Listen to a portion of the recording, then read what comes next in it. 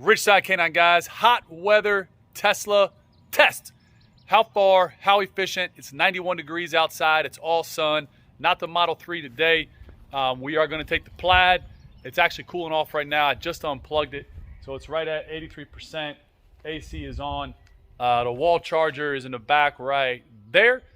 We keep it at about 80. While I was running the AC, I actually told it to keep charging, which gave us about 3% more. So we're starting at 83, not 80, which is where I normally start it. This workhorse here, this Model 3 dual motor long range, it's our kind of our workhorse.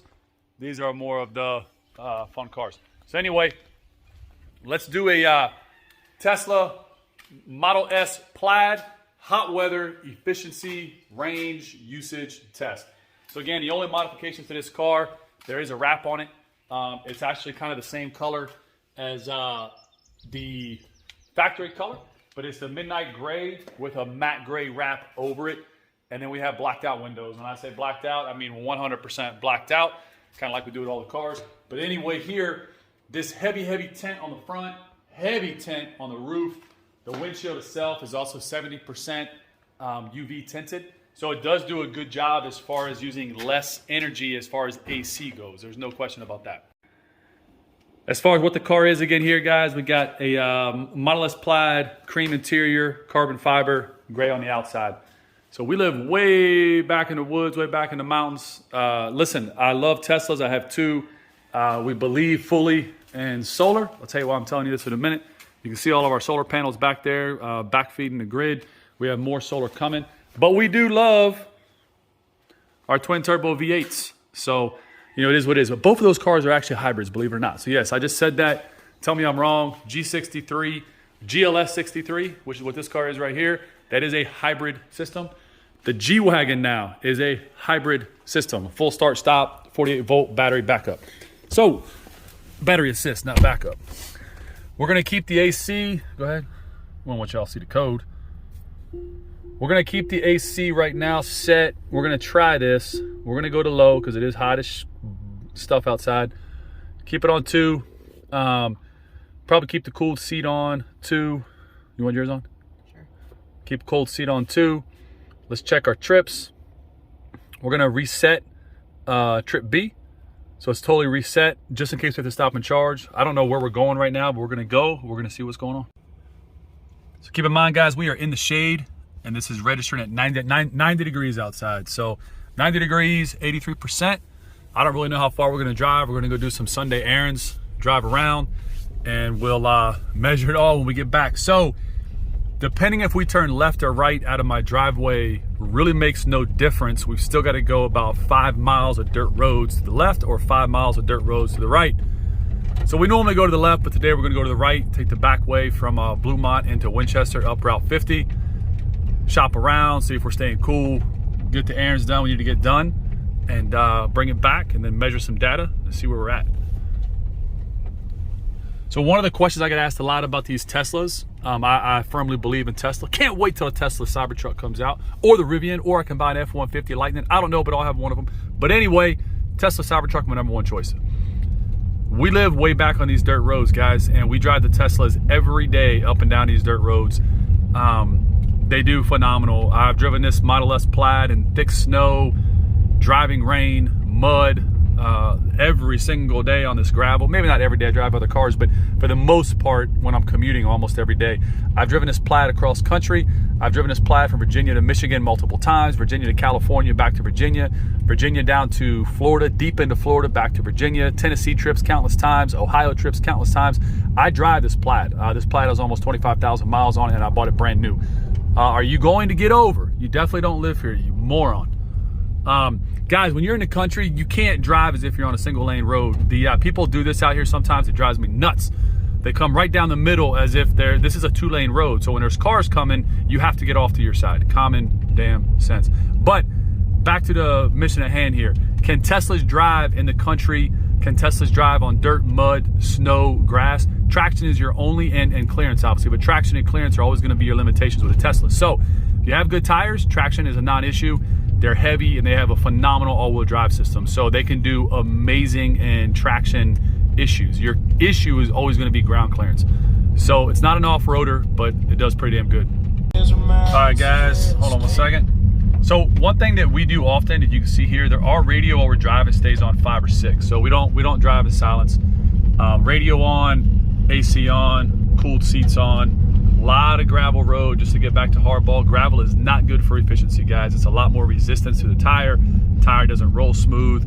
It's these little up and down hills, a ton of potholes, so I got to drive very cautiously. Do I worry about a flat tire? 100%. Do I worry about a dented rim? 100%. Do I still choose to live back here and have cars with low pro tires? It is what it is. Could we pop a tire? Yeah, but I've had 4Runners with pop tires back here. I've had F-150s, work trucks, pop tires back here. I've popped tires on multiple Tahoes back here. So it's not just a low pro tire you got to worry about. You got to worry about all tires. And yes, it only takes one little rock. And you know, you got to be aware of that. But this is where we choose to live, and you got to deal with that with everything else. But the backside to it is, can you have a Tesla in this environment? And obviously the answer is no question, yes. All right, guys, quick little detour. Wanted to show you something, let you experience kind of where we live and why this place is just so awesome, man. So my house, Ridgeside K9, is right like that part of the ridge. And all around us, man, we forget in this Northern Virginia beautiful area just how much history surrounds us at any one time. So this field right here was the Battle of Upperville. I live right at the area of Upperville / Bluemont / Middleburg. So Upperville here, Bluemont is basically there, and right behind us over here is all Middleburg. So super historic area, man. But it's really neat when you really think about the fact that we live on roads that were 100% mapped during the Civil War, and they've never changed. They're still dirt roads. I mean, it's so cool. The pause this, you can read it, but there's this cool little thing right here called the Civil War Trails of Virginia. And you can download these maps and just go to all these little battlefields you didn't even know exist. And it's just stunning. It's just beautiful. It's super cool. History is all around us. That's the secret mountain right there. Google what that means if you want to know. Where's it at? Right there. You can kind of see a lot of it, right? Google Secret Mountain, Bluemont, and see what pops up for your viewing pleasure. There she is, sitting pretty. Look how dirty this car is, but again, we drive our car, man. We drive it, and we drive it. But if something breaks, we'll get it fixed. We need to buy a new one, we'll get a new one. But can't say enough about it. Absolutely love it. Let's go. All right, guys, we are now at Route 50, John Mosby Highway. So again, I just showed you that battle, and you'll start to realize a lot of these roads like Mosby is because Mosby was part of the name of the battle. And if we look right over here, not the battle, the commander. And if you look right over here, again, we have other Civil War trails for Upperville. Let's check out what these ones say right here. So the beautiful historic town of Upperville is right up this road right here. Route 50, beautiful. And just more history, man. This one includes the history of Paris to Aldi, still Trap Road, still talking about the Battle of Upperville. Super cool. Very historic creek directly behind us. You probably can't hear it, but it was said that that creek saved a lot of troops on both sides of the battle, allowed them to rehydrate. But it's just incredible how much history is all around us here in Northern Virginia, DC metro area, and everybody forgets it, takes it for advantage, dismisses it. It's pretty cool.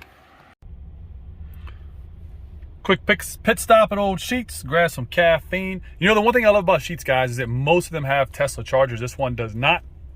We don't need it, but I love what Sheets and Tesla did with that as far as installing a ton of Tesla chargers at Sheets. It's always a good thing. Keep them coming. It makes traveling a whole hell of a lot easier. Quick caffeine, back on the road.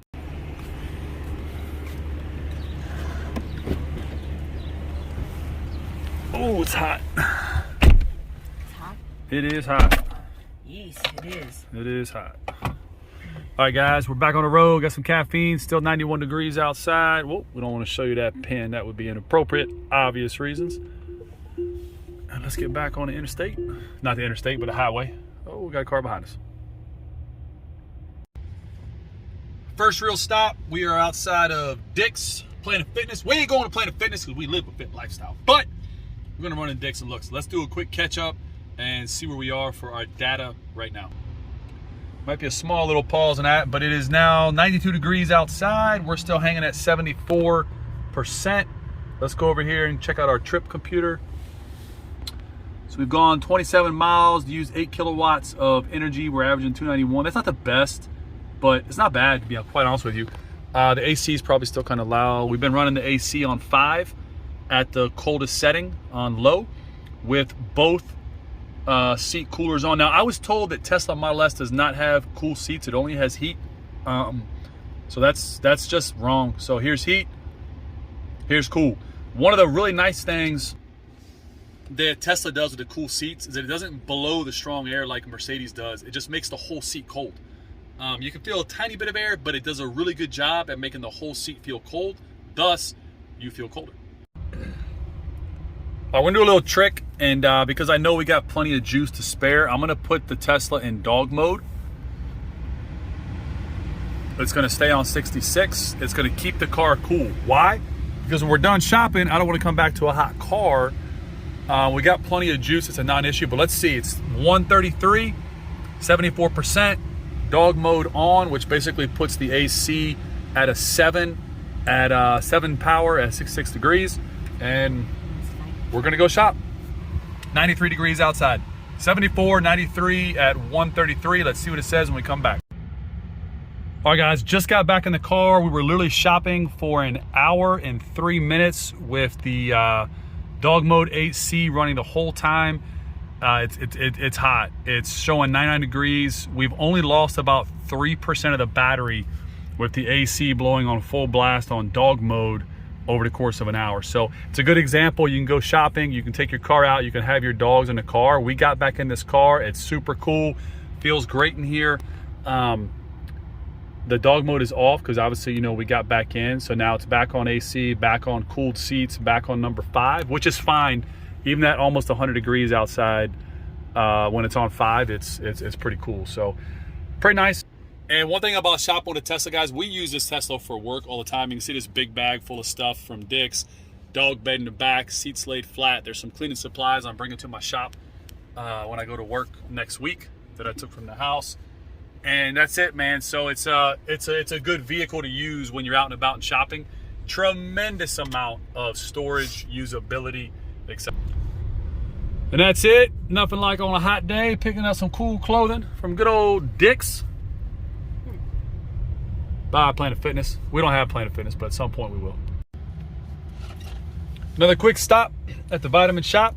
She's staying in the car. So we're gonna keep the AC pumping as well. Basically, the AC never turns off. We're trying to really use as much energy as we can on these trips to show you really how economical or not economical the car can be.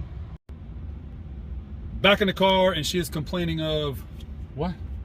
It was cold while you were gone, like yeah. legit. Dog mode is no joke. Dog mode will keep it at 66 degrees with that air constantly cycling, constantly filtering. Why more cars outside of Tesla don't have a dog mode when you walk away that locks everything up and keeps the AC rolling? It's a great feature for sure. Next stop of the afternoon, we're at Red Lobster, gonna grab some lunch really quick. So I'm gonna help the car out, but I'm still gonna leave it in dog mode. So I'm parked underneath of a rather large tree, trying to use some shade. Obviously, guys, if I had my dogs in here or I wanted to really focus on efficiency, I would have my window coverings up. I would have the insulated roof panels you can buy. But we're trying to be as realistic as possible. So again, we're gonna get out. This car is gonna be screaming when I walk away. We're gonna go dog mode. Again, we're gonna simulate that we have dogs in the car. Dog mode is now on, boom, 5.6. It's pumping itself up to where it needs to get to maintain the temperatures. I think our seats will stay on while we're gone, I'm not sure. We go inside and eat. We're going inside at 70%, 254, and now we're showing 92 degrees in the shade. We're gonna leave it running, go eat, come out probably an hour later, and we'll see where we are on consumption. All right, take 2. We're now leaving Red Lobster a few minutes later. Let me tell you why, because service absolutely sucked. The place is basically empty. There's 90% open tables. They've been open since 10. It's 3 o'clock in the afternoon. The servers are still up front rolling paper, about 8 of them. The manager's up there. We're just sitting there waiting to sit, and they keep saying, oh, give us a second, we'll seat you. We sat there for 5 minutes with nothing but open tables. That is insane. So we will now go to Fridays or the steakhouse or somewhere else and start this process over again. Customer service matters. I would never let somebody walk in my shop and sit unattended in front of 8 employees and nobody even greets them, says a word to them, makes eye contact with them, I would fire everybody in the lobby immediately. Like, this is crazy. Red Lobster, if you happen to see this, I would check out your store in Winchester and let them know customer service is probably why they can't keep people in their seats. Really matters, really matters. Options and selection. One of the best things about America. If a business treats you poorly, go to the next one. So we're across the street at Fridays, and we're gonna start the whole process over again. Guys, I understand it's hard to staff service-related jobs right now, but that was not the case putting back in dog mode at the Red Lobster we just were at. There was like 8 staff up front having a little meeting. Nobody in the restaurant whatsoever. They've been open for over 5 hours. Not one person greeted us. Not one person said anything to us. My wife went up to the counter twice, and both times they were so, we'll seat you in a minute. The restaurant was borderline empty. Like, no one was in there. So staffing wasn't an issue, plenty of staff. Seating wasn't an issue, plenty of seat.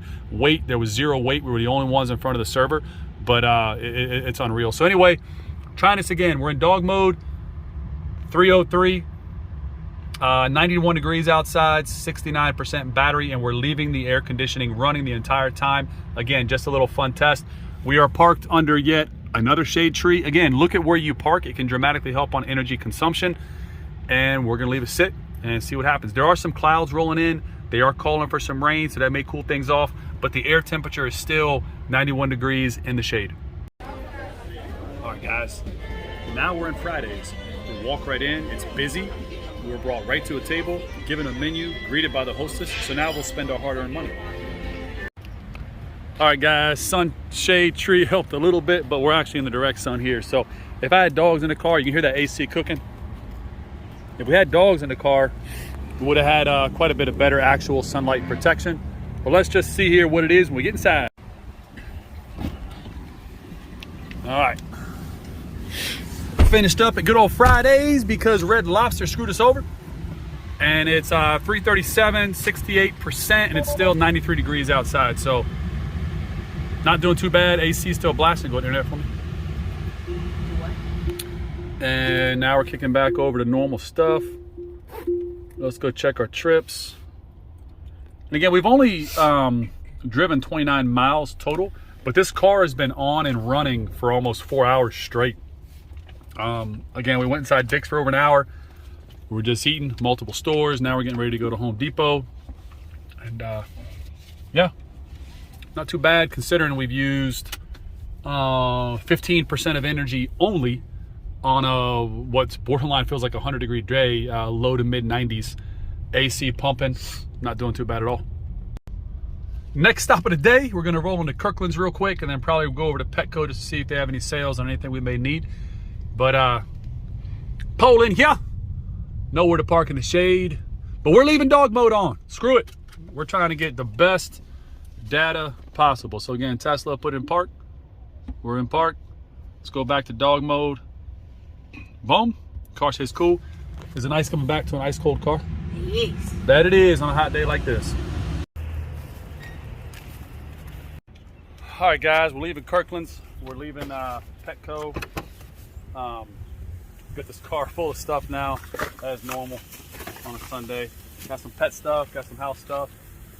And I think we're gonna wrap this up, start heading back to the house here in just a second. All right, we're getting back in, 405. 66% battery, 94 degrees outside still. AC's been running the whole time. I'll have to go back and really watch the...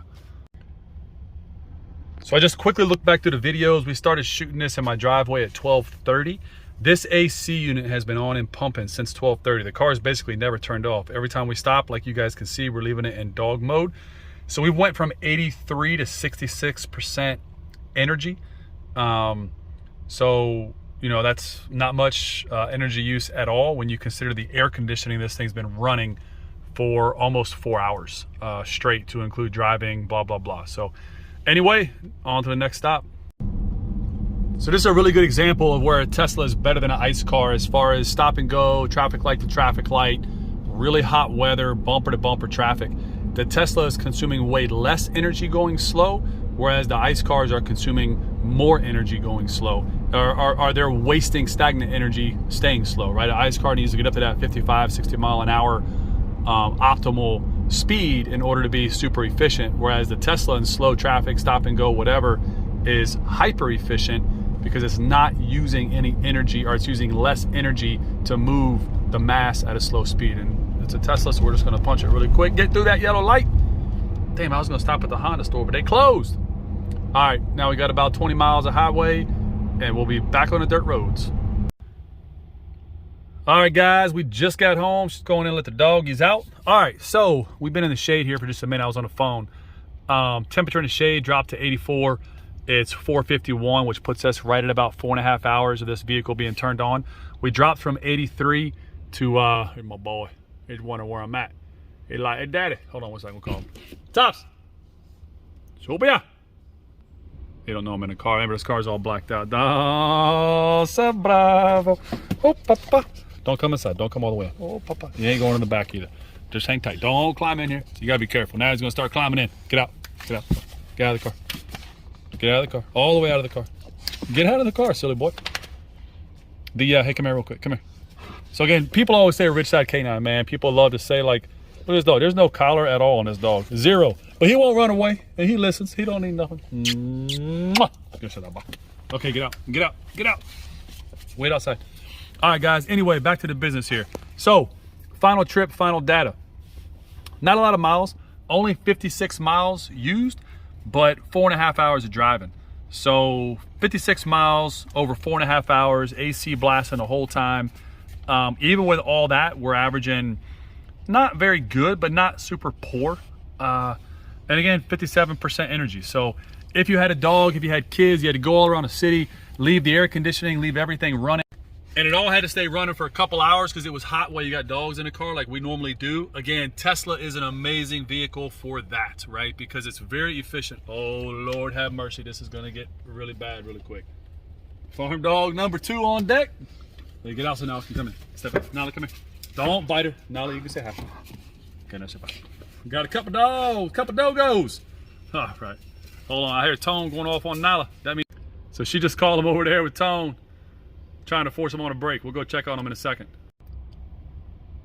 So that's it, man. How is the Tesla as a daily driver, daily commuter? It's a hell of a car, man. It's underrated. Doesn't get enough credit for just how efficient it can be. And again, guys, if you can put a wall charger in, this one pulls 11 amps.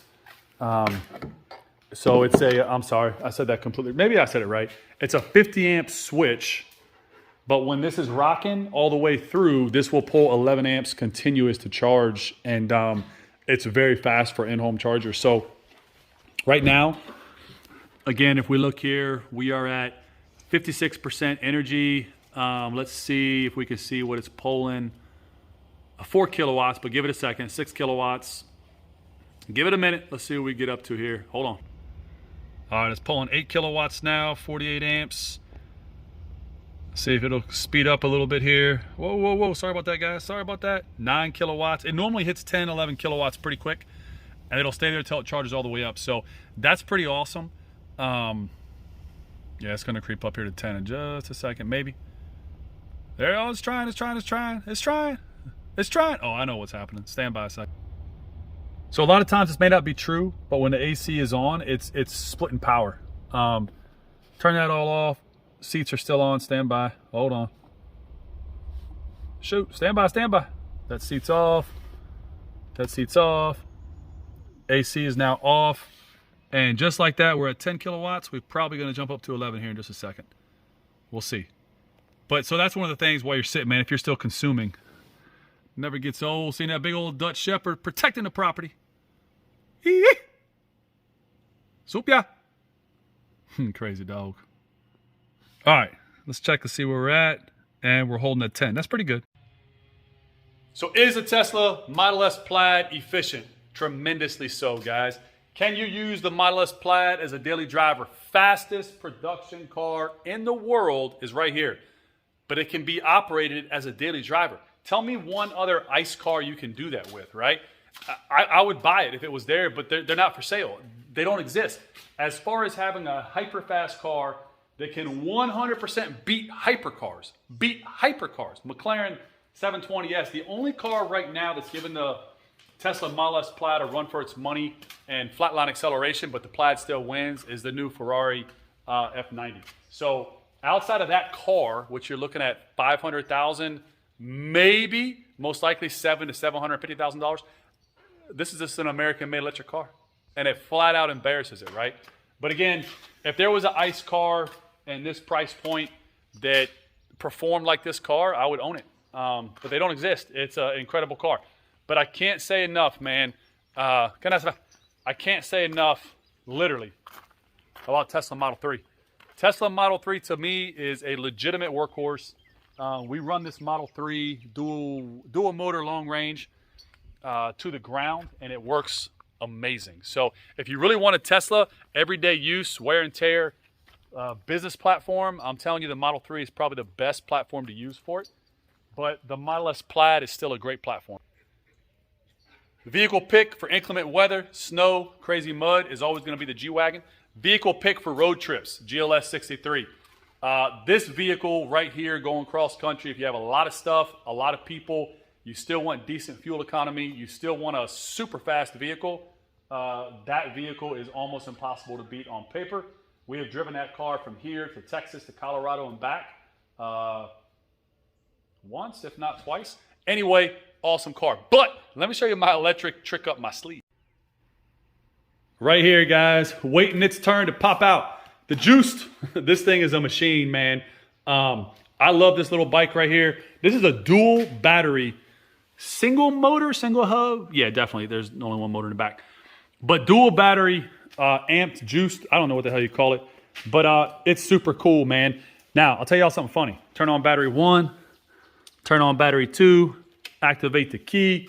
We are on. You can see my headlight. It's almost like the G-Wagon. Check this out. This thing literally has a headlight just like the G-Wagon. Boom. It's sharp, man. It's in running mode right now. It's not even really turned on. But I've only charged these batteries one time, and I've driven this thing quite a bit. Still has a full power. I don't understand how this thing maintains full power, but it does. This thing is fun. It's quick. A little bit heavy. I wish it was a little bit lighter, but I run this thing all over the farm, off-road, the whole 9 yards. It's got heavy-duty shocks, heavy-duty suspension. The bike itself is heavy, but it does great, man. And I'm 240 pounds, and this thing is a beast. You want a lot of fun? I mean, check this out, man. Look, how many bikes like this, you know, watch this. It's got that, it's got turn signals on it. Look at this. Boom, turn signals in the front as well. Look at that bad boy in the front. A little bit bent because I crashed. I was going a little too fast. That's all right. Left and right turn signal, which is super cool. Turn your headlights on. Look how bright this son of a bitch is. Look at this. That's a legitimate automotive grade headlight. No question about it. Automotive grade all day long. So if you want a little electric bike, it's even got a charging port right there. You want to plug something in. Super cool bike. Again, turn that off. Battery off, battery off. What in the world? I thought Rocky was in the car. I could hear something messing around.